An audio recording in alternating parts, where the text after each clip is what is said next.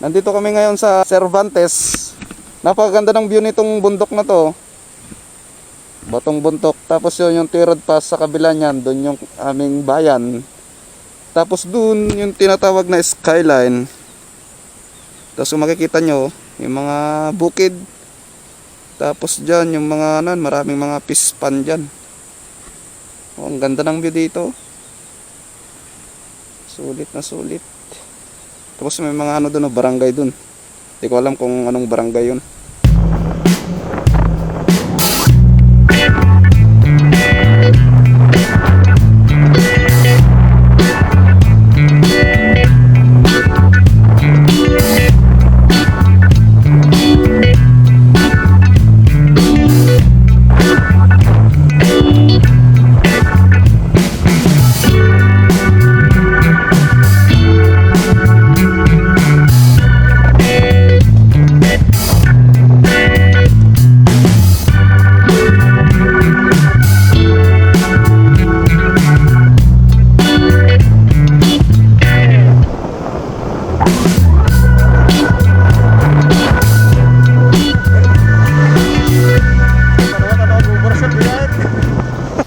Dito kami ni Kuya, tapos napansin namin dito yung mga kahoy dito talagang puro pine tree.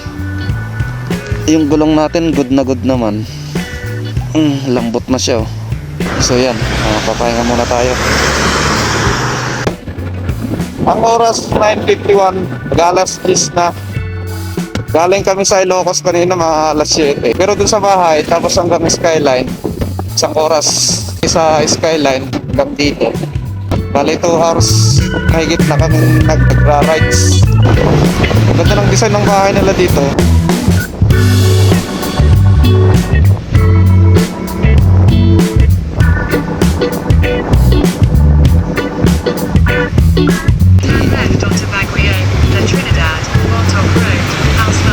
Plus yung mga ibang establishment dito yun, may tindahan doon na lang. Kami. Ganda dito, may parkingan. Teka, sa kabila walang parkingan sa kabila. Tumatang tayo merinda tanong. Parentan to dyan. Going to Bontoc Mountain Province. Doon na kami siguro manananghalian. Then diretso na dun sa Banawin. Hindi mo problema yung gas mo kung mawawalan ka dito Kasi ang dami namin nadaanan na gas station. Ganda naman nila dito Lagyan nila ng ganda para hindi mag-landslide. So ganda yung mga bato dito.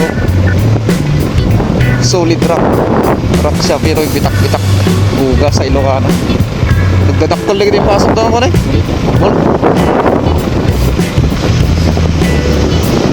Anong ginawa nila dito? At mura lang yung gas nila dito, 76 ay 77. Ang layo ka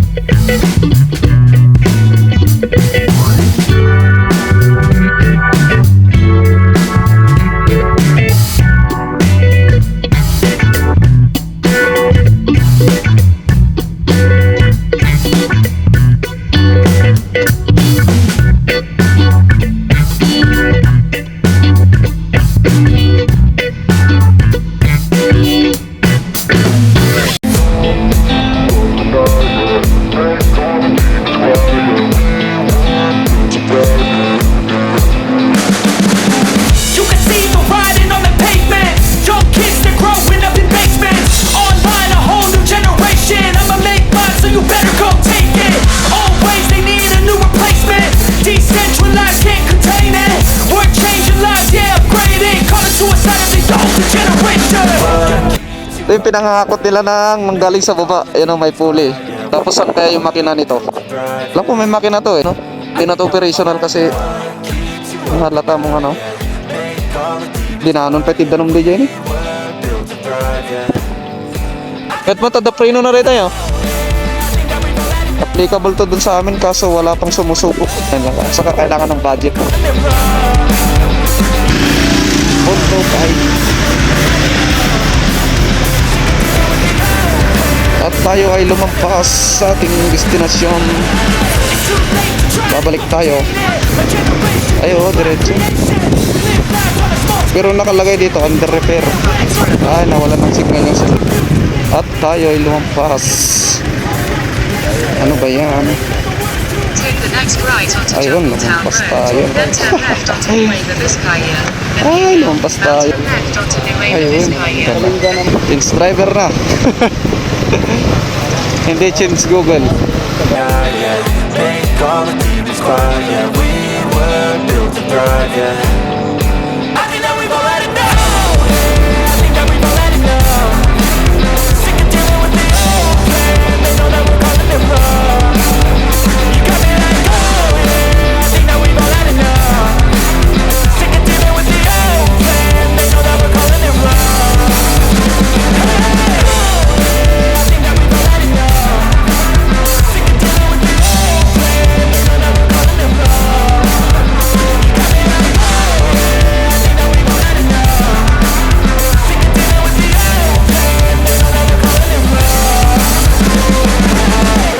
Sa mga bangin.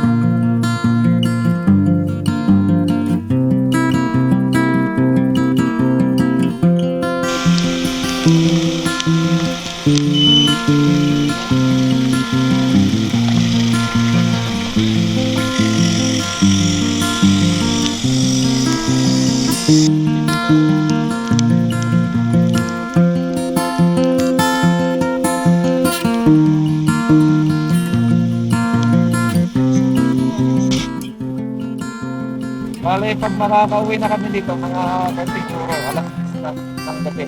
Mga 9:30, ganun, or alas 6. Sabagay, mas mabilis yung pauwi. Ito sa papunta. Saka madami kaming